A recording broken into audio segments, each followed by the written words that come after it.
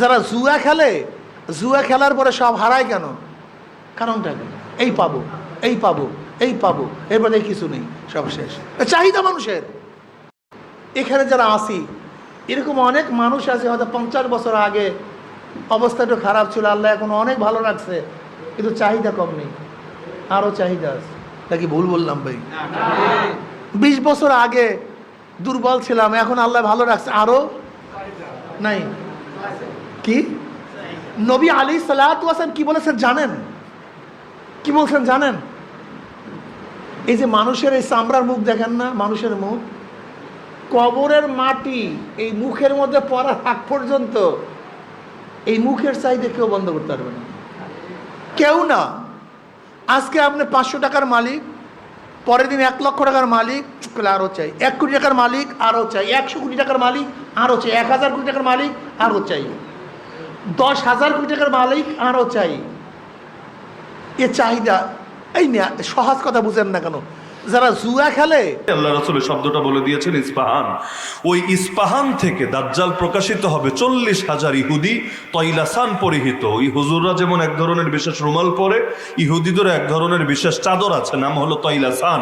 নবী বলেছেন তৈলাসান গায়ে দিয়ে 40,000 ইহুদি দাজ্জালের সঙ্গে সেখান থেকে তারা মানুষের মধ্যে ছড়িয়ে যাবে। ওই যে দাজ্জাল যে প্রকাশিত হবে, এত বেশি, এত গণহারে মানুষ তার দলে সামিল হবে। হাদিসে আছে ব্যক্তি তার ঘরে গিয়ে তার মা, তার বোন, তার স্ত্রী, তার আত্মীয়দেরকে রশি দিয়ে পিলারের সঙ্গে বেঁধে রাখবে, এই ভয়ে পাচ্ছে না তারাও গিয়ে দাজ্জালের বাহিনীতে যোগ দিয়ে বসে। তার মানে পুরুষের তুলনায়ও নারীরা দাজ্জালের ফাঁদে বেশি পা দিতে থাকবে। কেন? মূল কারণ কিন্তু একটাই, সবাই যদি চিনেই ফেলতো, সবাই যদি বুঝেই ফেলতো এটা দাজ্জাল, এটা কাফের, এটা বেঈমান, এটা আল্লাহর দুশমন, ওর দলে গেলে আল্লাহর গজব পড়বে, ওর দলে গেলে দুনিয়া আখিরাত উভয়টা বরবাদ হবে, তাহলে কিন্তু কেউ যেত না। তাহলে মানুষ দলে দলে কেন যাবে? এজন্যই যাবে। কারণ দাজ্জাল যখন আসবে, এই এলেমটা অধিকাংশ মানুষের থাকবে না যে দাজ্জাল একটা ফিতনা, এই ফিতনা থেকে বাঁচা লাগে। এমনকি ইমাম মাহদির অনুসারী একদম কম হবে, একদম কম। এত কম মানুষ কেন ইমাম মাহদির সঙ্গে থাকবে? এত বেশি মানুষ কেন দাজ্জালের সঙ্গে থাকবে? মূল কারণ একটাই, ইলম যত দিন যাবে ইলম কমতে থাকবে, ইলম যত কমবে ফিতনা তত বাড়তে থাকবে, যার কারণে মানুষ নিজের অজান্তেই দলে দলে বেঈমান হতে থাকবে। এজন্য আল্লাহ রাসূল সাল্লাল্লাহু আলাইহি ওয়াসাল্লাম ফিতনার জামানার ব্যাপারে সতর্ক করেছেন। এমন একটা সময় আসবে, মানুষ সকালে মুমিন, বিকালে কাফের, বিকালে মুমিন, সকালে কাফের। এই ঈমান কচু পাতার পানির মতো হবে। আজকাল বহুত গ্রামে, আপনাদের এখানে হয়তো নাই, এই গ্রামে আমি আসিনি, আমার ধারণাও নাই, কোথাও আছে। মনে করেন কারো বাচ্চা মারা গেল, আল্লাহ হেফাজত করুন, কারো সন্তান ইন্তেকাল করলো, আফসোস করে বলে আল্লাহ কি আর কাউরে পাইল না, আমার কোল্ডারেই খালি করতে হইল। শুনেছেন এরকম কথা যে বলে? বিশেষ করে মহিলারা বলে, আল্লাহ কি আর কাউরে পাইল না, আমার কোল্ডারেই খালি করতে হইল। মানে কি আল্লাহ ভুল করে ফেলেছেন? নাউযুবিল্লাহ। নাকি আল্লাহ ঠকিয়েছেন, জুলুম করেছেন তোমার উপর? আল্লাহ এমন কিছু চাপিয়েছেন যেটা আসলে আল্লাহর উচিত ছিল না, আল্লাহর জন্য এটা মানানসই ছিল না, তা আল্লাহ করেছেন। এই জাতীয় কথা বললে মরা বাচ্চা তো আবার জিন্দা হয়ে যায়, তাই না? মনে হয় হয়তো, নাকি? যদি জিন্দা হতো তাও নয়তো একটা ব্যাপার ছিল যে কথা যা বলে বলুক, অন্তত একটা রেজাল্ট তো এসেছে, মরাটা জিন্দা তো হয়েছে। কিন্তু বাস্তবতা হলো এই কথা বললে মরা মানুষ জিন্দা হয় না, কিন্তু ভেতরে ঈমান যদ্দুর ছিল ওইটাও আর বাকি থাকে না। নবীজি বলেন লাইসা মিন্না, আরে ও তো আমার উম্মতি না। মান দারাবাল খুদুদ ও শাক্কাল জুয়ুব ও দা বিদাওয়াল জাহিলিয়া, যে শোক প্রকাশ করতে গিয়ে গাল চাপড়ায়, কাপড় চোপড় ছিঁড়ে ফেলে, অথবা জাহিলি যুগের মতো আল্লাহর ব্যাপারে, দ্বীনের ব্যাপারে মূর্খতা সুলভ কথাবার্তা বলে, নবী বলেন ও আমার উম্মতি না। একদিকে হারালো সন্তান, আর একদিকে হারালো ঈমান। আল্লাহ হেফাজত করুক আমাদের সবাইকে। এটা জুলাই আন্দোলন হলো, ফ্যাসিবাদ মুক্ত হলো বাংলাদেশ, এরপর গান পর্যন্ত বানিয়ে ফেলেছে। ঢাকা শহরে বহু দেয়ালে পর্যন্ত, ওই দেয়ালে পর্যন্ত কালি দিয়ে লিখে দিয়েছে একটা বাক্য। সেই বাক্য হলো মোরা বিধাতার মতো নির্ভয়। মোরা মানে আমরা, বিধাতা মানে আল্লাহ। মোরা বিধাতার মতো নির্ভয়, আমরা আল্লাহর মতো ভয় ডরহীন। আল্লাহর যেমন কোনো ভয় নাই, আমরা যারা আন্দোলন করি আমাদের আল্লাহর মতো, অন্য কারো মতো না, বাঘের মতো সিংহের মতো না, আল্লাহর মতো আমাদের ভয় ডর নাই। তার মানে আল্লাহর সঙ্গে গুণে আমরা শরীক। আল্লাহর যেমন ভয় নাই, আল্লাহর আবার কিসের ভয়? একইভাবে আল্লাহর মতো আমাদেরও কোনো ভয় ডর নাই। এই যে একটা বাক্য, যত ভালো চেতনা থেকে বলুক, যত আন্দোলনের স্পিরিট নিয়ে বলুক, কিন্তু একজন মানুষ সুস্থ বিবেকে যদি এই বাক্য একবার বলে, একবার, ঈমান থাকবে না যাবে? কি ধারণা, ঈমান থাকবে না যাবে? তো ফিতনার জামানায় ভাই ইলমের কোনো বিকল্প নাই। অন্তত এই মাদ্রাসাগুলোর কল্যাণে আলহামদুলিল্লাহ এতটুকু তো হচ্ছে, একটা বাচ্চা যদি অন্তত শৈশবে কিছু বছর এখানে একটু মৌলিক ইলমটা শেখে, আল্লাহ কি, রাসূল কি, আখিরাত কি, দ্বীন কি ইত্যাদি মৌলিক ধারণা যদি অন্তত পায়, অন্তত এটা তো হয়, বাকি সারা জীবনই ওই শৈশবের শিক্ষার বড় দাম। বাকি সারা জীবন অন্তত তার ভেতরে ঈমান রক্ষা করার এবং নিজেকে কুফর শিরিক থেকে হেফাজতের একটা আগ্রহ থাকে। তাহলে ইলমের সঙ্গে শুধু সম্মানের সম্পর্ক না, ইলমের সঙ্গে ঈমান হেফাজতের সম্পর্ক আছে। এই ফিতনার জামানায় মৌলিক ইলম যাদের থাকবে না, এরা ঈমান নিয়ে মরতে পারবে এই গ্যারান্টিও দেওয়া যাবে না। তো ইলমের ব্যাপারে সবাই আগ্রহী হবেন তো ইনশাআল্লাহ? প্রত্যেকে চেষ্টা করবেন, এখানে বড় যারা আছেন আপনারাও চেষ্টা করবেন যে বেশি কিছু পারি বা না পারি, যতটুকু এলেম না জানলে খাঁটি মুসলমান হওয়া যায় না এবং ঈমান নিয়ে বাঁচা যায় না, মরা যায় না, অতটুকু এলেম আমরা শিখবো ইনশাআল্লাহ। যদি বলেন কিভাবে শিখবো, আরে ভাই অসুস্থ হলে চিকিৎসা কিভাবে নেন, বাড়ি বানাতে গেলে ইঞ্জিনিয়ার কিভাবে খুঁজে বের করেন, যেখানে আপনি প্রয়োজন অনুভব করেন সেখানে 10 গ্রাম পাড়ি দিয়ে হলেও, পয়সা খরচ করে হলেও আপনি সেটার জন্য একটা না একটা রাস্তা বের করেন। বাঙালি দেখেন না কেমনে বিদেশ যায়, প্রথমে ইটালি যায়, পরে ইটালি থেকে সমুদ্র পথ পাড়ি দিয়ে কত কষ্ট করে মানুষ কত দেশে গিয়ে হাজির হয়ে যায়। তাহলে কারো ভেতরে যদি তলব জাগে, তলব যে আমাকে এটা করতে হবে, মানুষ সেটা করে ছাড়ে, চাঁদের দেশে পর্যন্ত গিয়ে হাজির হওয়ার চেষ্টা চালাতে থাকে।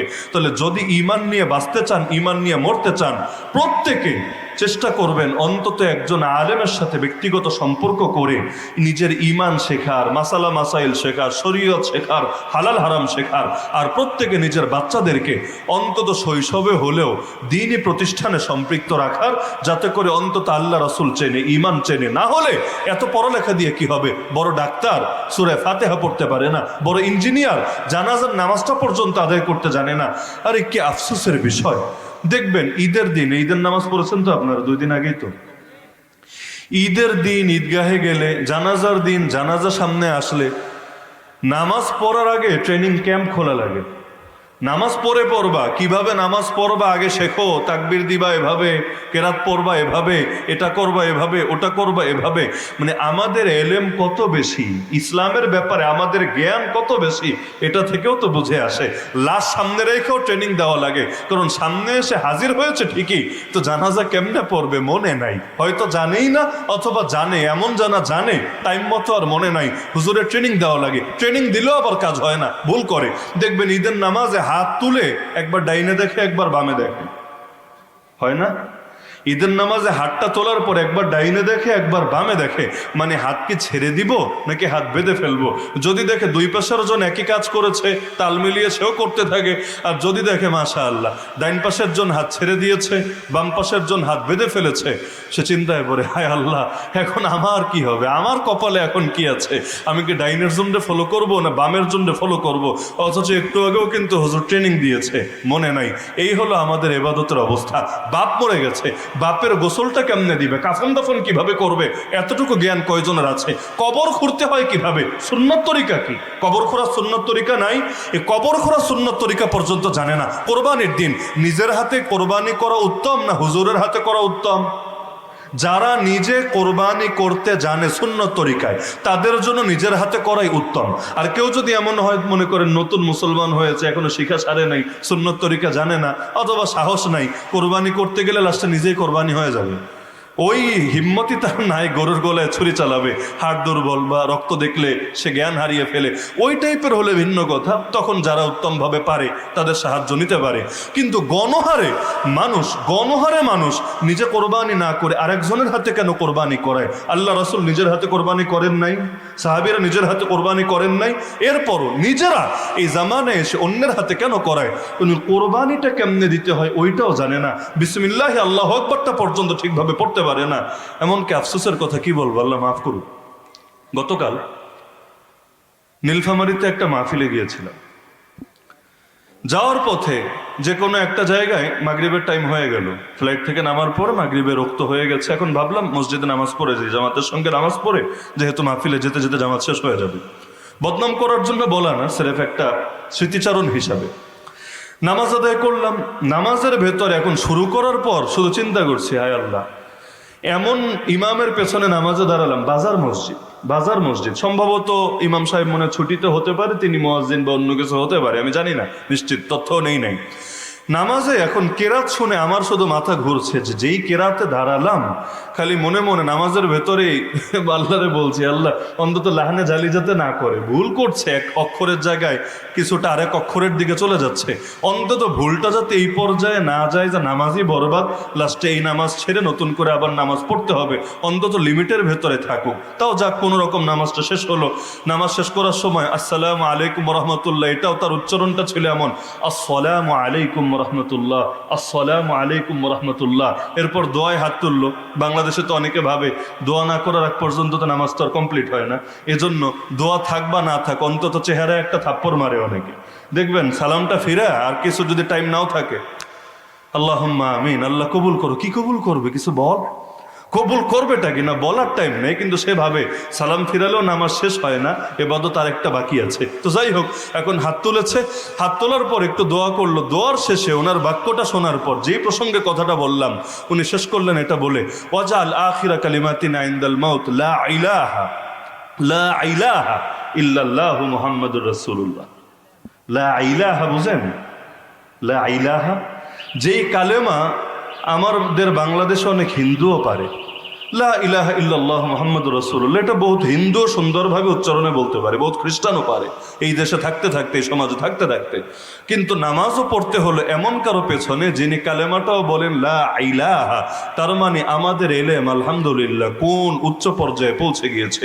অধিকাংশ মসজিদে এমন ইমাম না থাকলে সহি কেরাতে নামাজ পড়ানোর মতো একজন লোকও নাই, ইমামও নাই, মুয়াজ্জিনও নাই, মনে করেন যে কোনো কারণে নাই। অধিকাংশ মসজিদে বাংলাদেশে এমন সহি কেরাতে নামাজটা চালায় নেওয়ার মতো একজন লোকও নাই। নাকি আমি মিথ্যে বলছি? আমি মিথ্যা বলছি? অধিকাংশ মসজিদের এই অবস্থা, আল্লাহ হেফাজত করুক। তো এলেম দিয়ে কি হবে? এই জাতি পৃথিবীর বুকে ফিতনায় পড়বে না তো কোন জাতি পড়বে? দিলের মধ্যে এলেম যদি কামেল থাকতো, যদি বুঝতাম হায়াতের মালিক আল্লাহ, মৌতের মালিক আল্লাহ, রিজিকের মালিক আল্লাহ, তাহলে যার ভেতরে রিজিকের মালিক আল্লাহ এলেম বসেছে, সে হারামের দিকে কেন যাবে? সে ঘুষ কেন নিবে? সে সুদের মধ্যে কেন জড়াবে? সে জুয়া কেন খেলবে? সে দুর্নীতিতে কেন জড়াবে? সে তো বিশ্বাস করে হালাল পথে চললেও কপালে যা লেখা আছে তা আসবে, আর হারাম পথে গেলেও কপালে যা লেখা আছে এর বাইরে একটা দানাও বেশি আসবে না, আসা সম্ভব না। কারণ রিজিকের চাবি কার হাতে? আল্লাহ যদি কোনো কিছু না পাঠায় পৃথিবীর সবাই মিলেও পারবে না সেটা আপনার কাছে এনে দিতে। তো যদি কপালে সব লেখা চূড়ান্তই থাকে, জুয়া খেললে কি লাভ, ঘুষ নিলে কি লাভ, দুর্নীতি করলে কি লাভ?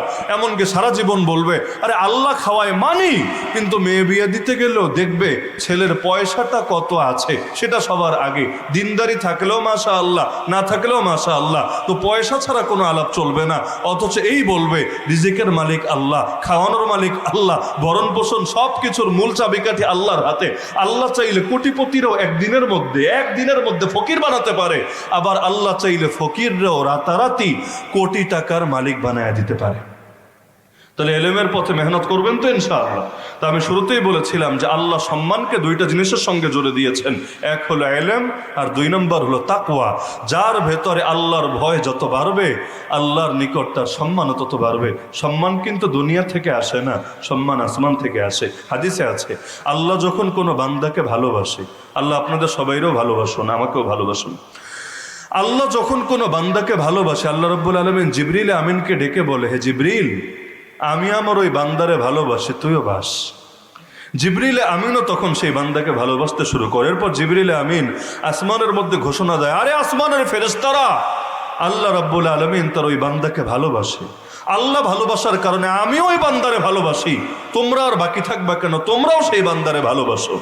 এরপর সেই আসমানের ফেরেশতারা জমিনে এসে ঘোষণা দিতে থাকে, আরে জমিনের মানুষেরা, আল্লাহ ভালোবাসে, জিবরিল ভালোবাসে, আসমানের ফেরেশতারা ভালোবাসে ওই বান্দাকে, তোমরা তার ব্যাপারে ভালোবেসে না পারবা কিভাবে, তোমরাও তারে ভালোবাসতে শুরু করো। এই ফেরেশতাদের ঘোষণা এই কান দিয়ে আমরা শুনি না, কিন্তু যেখানে ঢোকার সেখানে ঠিকই ঢুকে যায়। অনেক কিছুই এমন এই কান দিয়ে শোনা লাগে না, দিলের মধ্যে ঠিকই পৌঁছে যায়। আলহামদুলিল্লাহ, নবী বলেন সুম্মা ইউদাউ লাহুল কাবুলু ফিল আরদ, এভাবেই জমিনের মধ্যে তার গ্রহণযোগ্যতা তৈরি হয়ে যায়। তাহলে মহব্বত জমিন থেকে আসে না আসমান থেকে আসে? মহব্বত জমিন থেকে আসে না আসমান থেকে আসে? ফেরাউনের ক্ষমতা তো কম ছিল না, মহব্বত তো পেল না। নমরুদের ক্ষমতা তো ছিল না, ক্ষমতা তো কম ছিল না, মহব্বত তো পেল না। কারুনেরও সম্পদ তো কম ছিল না, মহব্বত তো ঠিকই পেল না। অপরদিকে বেলালে হাবশির কি ছিল? মহব্বত ঠিকই পেয়ে গেছে। সুমাইয়া রাদিয়াল্লাহু আনহার কি ছিল? মহব্বত ঠিকই পেয়ে গেছে। কারণ পৃথিবীর বুকে আজকাল তো অনেকে ভাবে কারো মূর্তি আর ভাস্কর্য বানালেই মনে হয় অত সম্মান আসে। অনেকে মূর্তি বানায় না, বাপের মূর্তি, দুলাভাইয়ের মূর্তি, শালার মূর্তি, বিভিন্ন জনের মূর্তি বানায়, যে মূর্তি যদি রাস্তায় রাস্তায় মোড়ে মোড়ে খাড় করাইয়া দেওয়া যায়, মানুষের অটো দিলের মধ্যে মহব্বত চলে আসবে। অথচ আপনি দেখেন ফেরাউনের মূর্তি লাগবে না, লাশটারেও আল্লাহ এখনো বাকি রেখে দিয়েছে।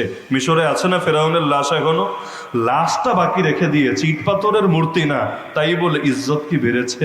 অপরদিকে নবী মুসা আলাইহিস সালাম রেখেও দেখিই নাই, ওনার ছবি কেমন, মানে ওই ছবির ব্যাপারেও আমাদের কোনো আইডিয়া নাই। ওনার নাক কেমন, ওনার চোখ কেমন, ওনার চুল কেমন বলেন একজন, কিন্তু আলহামদুলিল্লাহ না দেখার পরও সবাই তারে মহব্বত করে। আল্লাহ মহব্বত দিলের মধ্যে ঢেলে দিয়েছে। তো কেউ যদি তাকওয়া অবলম্বন করে, আল্লাহর পথে চলে, আল্লাহ মানুষের দিলের মধ্যে তার মহব্বত তৈরি করে। এই দুইটাই লাগবে, এলেমও লাগবে, তাকওয়াও লাগবে। খালি এলেম থাকলে আবার ঝামেলা আছে। ইবলিসের এলেম ছিল না? ইবলিসের এলেম কম ছিল না বেশি ছিল? আমরা আজকে এই মাহফিলে যত মানুষ একত্রিত হলাম, আমাদের সবার এলেমকে যদি এক পাল্লে ওঠানো হয়, ইবলিসের এলেম কিন্তু এর চাইতে 1000 গুণ বেশি ছিল। কিন্তু এত এলেম থাকার পর ধ্বংস কেন হলো? কারণ তাকওয়ার ঘাটতি ছিল। আল্লাহ ডাইরেক্ট আদেশ দিলেন, আদমকে সেজদা করো, ডাইরেক্ট আদেশ। এমন না অন্যের মাধ্যম হয়ে এসেছে, এখন নিশ্চিত না আসলে আল্লাহ বলেছে না গুজব ছড়িয়েছে, এমন কিছু না, আল্লাহ ডাইরেক্ট বলছেন। তারপরও বলল পারবো না। কেন পারবি না?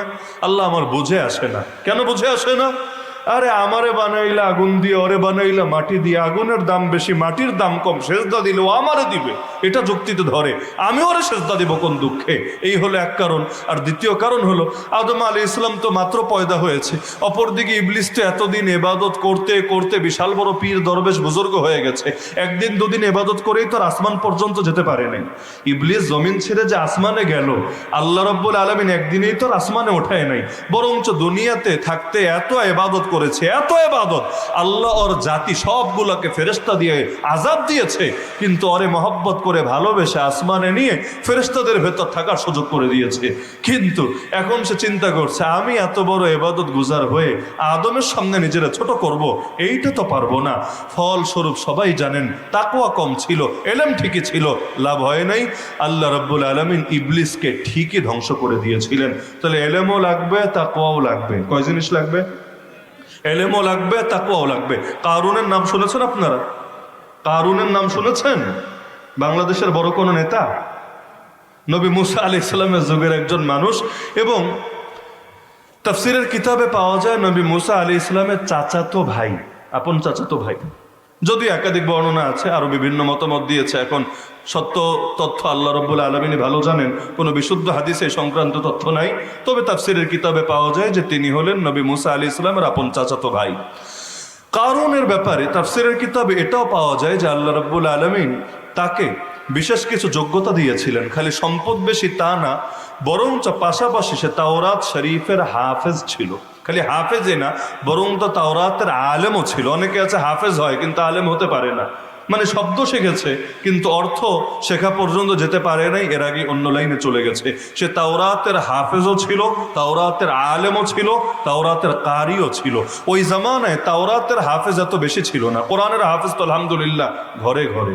এমন গ্রামেও আমি গিয়েছি আলহামদুলিল্লাহ, এমন কোনো ঘর নাই যেই ঘরে অন্তত একজন হাফেজ নাই, এমন একটা ঘরও নাই, প্রতিটা ঘরে ঘরে কোরআনের হাফেজ তৈরি হয়ে গিয়েছে আলহামদুলিল্লাহ। আল্লাহ যদি চান আপনাদের গ্রামও হয়ে যাবে ইনশাআল্লাহ। ইচ্ছা আছে তো নাকি? আল্লাহ যদি চান আপনাদের গ্রামেও হয়ে যাবে ইনশাআল্লাহ। হাফেজ হয়ে অন্যটা হোক, সমস্যা নেই। কেউ যদি হাফেজ হয়ে ডাক্তারও হয়, ডাক্তার সাহেব কিন্তু হাফেজ, ডাক্তার সাহেব কিন্তু হাফেজ, ইঞ্জিনিয়ার সাহেব হাফেজ, এমপি সাহেব হাফেজ, চেয়ারম্যান সাহেব হাফেজ, সমস্যার কিছু তো নাই। তুরস্কের প্রেসিডেন্ট এরদোগান সেও কিন্তু হাফেজ। তাহলে দেখা যাচ্ছে হাফেজ হলে অন্য কিছু হওয়া যাবে না এমন তো না। তাহলে কোরআনের হাফেজ তো ঘরে ঘরে, তো তাওরাত জবুর ইনজিলের হাফেজ এত বেশি ছিল না। আপনি এই দুনিয়ায় দেখেন না, ইহুদি, খ্রিস্টান, হিন্দু, বৌদ্ধ, কত ধর্মের লোক আছে, কিন্তু ওদের ধর্মের মধ্যে কোন হাফেজের নাম বলতে পারবেন আমারে?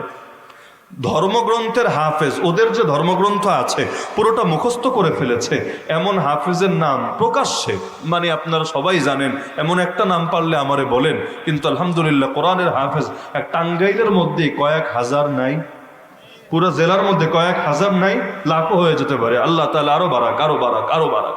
তাহলে ওই জামানে হাফেজ কম ছিল, তাহলে কারুন আল্লাহ তাকে যোগ্যতা দিয়েছিলেন। নবী মুসা যেমন তাওরাতের হাফেজ ছিলেন, নবী হারুন যেমন তাওরাতের হাফেজ ছিলেন, আর অল্প কিছু মানুষ তাওরাতের হাফেজ ছিল।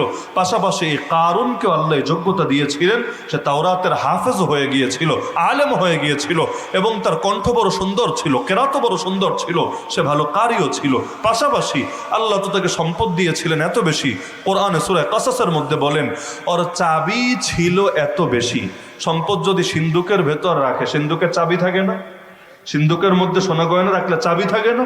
আল্লাহ বলেন চাবি ছিল এত বেশি, ওয়া ইন্না মাফাতিহাহু লাতানূউ বিল উসবাতি উলিল কুওয়া, ওই চাবিগুলো বহন করতেই বিশাল শক্তিশালী দল ক্লান্ত হয়ে যেত।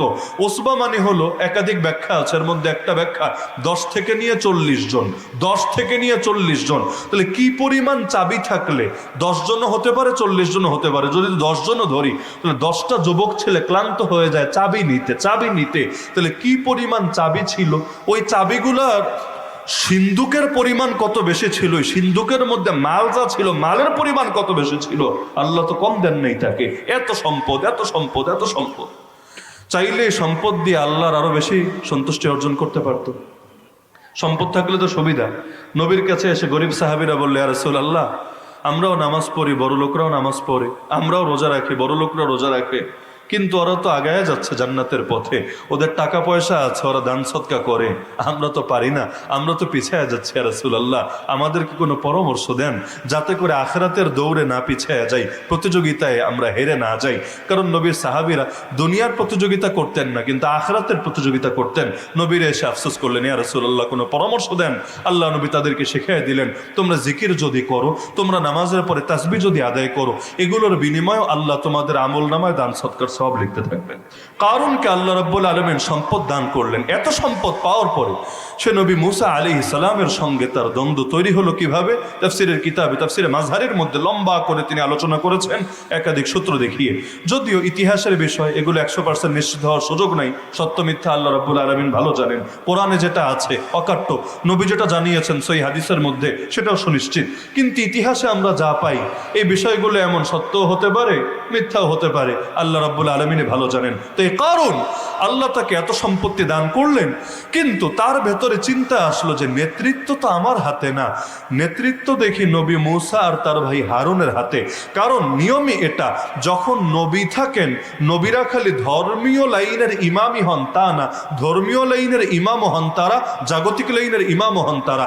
আল্লাহ রাসূল খালি মসজিদে গিয়ে মুসল্লিদের ইমামতি করতেন তা না, মদিনা নামক রাষ্ট্রের ইমামও ছিলেন কে? মুহাম্মদুর রাসূলুল্লাহ সাল্লাল্লাহু আলাইহি সাল্লাম। না হলে এটা কিভাবে সম্ভব? নবী থাকবেন দুনিয়াতে আর নেতাগিরি করবে আবু জাহাল, আবু লাহাব, উতবা, শাইবা এসে। কারণ আবু জাহাল, আবু লাহাব নেতাগিরি করবে ওদের যেভাবে বিবেক বলে, বুদ্ধি বলে সেভাবে, আর নবী নেতৃত্ব দিবেন যেভাবে আল্লাহ শিখিয়েছেন সেভাবে। কোথায় আল্লাহর শিক্ষা আর কোথায় মানুষের বানানো শিক্ষা?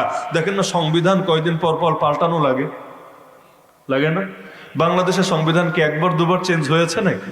প্রায় অর্ধ ডজন বার চেঞ্জ হলো, হওয়ার পর এখন এসে বোঝা যাচ্ছে না এই সংবিধান দিয়ে হবেই না, এইটারে টোটাল আউট করে দাও, নতুন করে আবার সংবিধান প্রণয়ন করো। মানুষের বানানো সংবিধানও কয়েকদিন পর পর পাল্টানো লাগে, কিন্তু কোরআন ১,৫০০ বছরে, বাংলাদেশের বয়স তো ১০০ বছরও হয়নি, মাত্র ৫০ বছরের কিছু বেশি, এর ভেতরেই সংবিধানে অর্ধ ডজন বার হাত ঢোকানো লেগেছে, না কি বলে ১.৫ ডজন বার হাত দেয়া লেগেছে। অপরদিকে ১,৫০০ বছরে কোরআনে কয়বার পরিবর্তন করা লেগেছে? ২-৪ বার তো লেগেছে মনে হয়। আচ্ছা, পরিবর্তন করা হয় না, এই জন্য কোরআন পুরনো হয়ে গেছে, তাই না? এখন আর আধুনিক সমস্যা সমাধান কোরআনে পাওয়া যায় না নাকি? তার মানে আল্লাহর শিক্ষা কই আর মানুষের বানানো বুদ্ধি কই? যত বড় নেতা হোক না কেন, সে যদি আল্লাহর শিক্ষার বাইরে গিয়ে নিজের বিবেক দিয়ে নেতাগিরি করতে চায়, তাহলে সমাজের মধ্যে ঝামেলা বাঁধবে। কারণ মানুষের জ্ঞান কখনো পরিপূর্ণ না, পরিপূর্ণ জ্ঞানের মালিক একজনই, তিনি কে?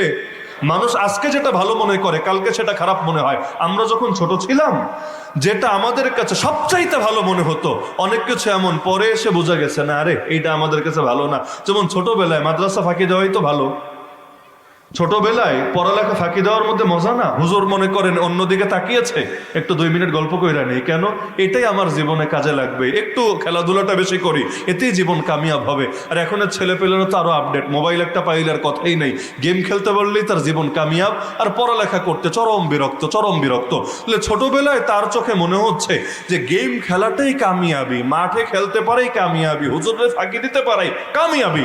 অথচ কয়দিন পরে মনে হয় আরে এটা লস, আমার জীবনটারে নিজে শেষ করলাম। তাহলে মানুষের বিষয় এমনই, আজকে যেটা মনে হয় ঠিক 2 দিন পর মনে হয় ভুল, আবার আজকে যেটা মনে হয় ভুল 2 দিন পর মনে হয় ঠিক। কিন্তু একজনের শিক্ষা এমন, চিরকালই ঠিক আর ঠিক।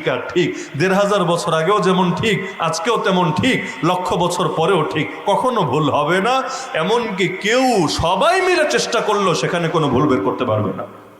তো কারণের দিলে দুঃখ, আমার এত টাকা, এত সম্পদ, কিন্তু নেতৃত্ব দিচ্ছে নবী মুসা, নেতৃত্ব দিচ্ছে নবী হারুন, এটা সে মেনে নিতে পারছে না। তা আল্লাহ রাব্বুল আলামিন এক সময় আদেশ করলেন নবী মুসা আলাইহিস সালামকে, তোমার জাতিরে বলে দাও যে সেই জাতি আল্লাহর স্মরণে রাখার জন্য যাতে একটা বিশেষ প্রক্রিয়া অবলম্বন করে, সেটা হলো ওরা যে কাপড় পরে, ওই জামানার তো কাপড় যেমন ছিল সেলাই টেলাই বেশি থাকতো না, ওই কাপড়ের একটা প্রান্ত, আঁচলের অংশটা, সেটা যাতে তারা আসমানের কালারে, আসমানের রঙে রঙিন করে ফেলে, মানে ওইটা রং হবে আকাশি কালার। তাহলে কি হবে, যখনই কাপড়ের দিকে নজর পড়বে ওই রংটার কারণে আকাশের দিকে তার নজর পড়বে, আর আকাশের দিকে যখন নজর পড়বে ওই আসমানওয়ালা রব যেই কিতাব তাদেরকে দিয়েছেন, যেই তাওরাত দিয়েছেন, যে নবী পাঠিয়েছেন, সেটার কথা মনে পড়বে। তো জাস্ট একটা পরীক্ষা হিসাবে ওদেরকে এটা আদেশ দেওয়া হলো। নবী মুসা আলাইহিস সালাম তাদেরকে বললেন তোমরা এটা করো। কারণ এসে বলল, এই দেখ তোদেরকে কেমন যেন গোলাম বানাতে চাচ্ছে, কারণ গোলামদের এরকম এক একটা প্রতীক থাকে। এই যেমন অনেক পশু যদি থাকে একটা রং লাগায় দেয়, যেগুলো কি এক মাঠে অনেক গরু চড়ে, এক মাঠে অনেক ছাগল থাকে, এক মাঠে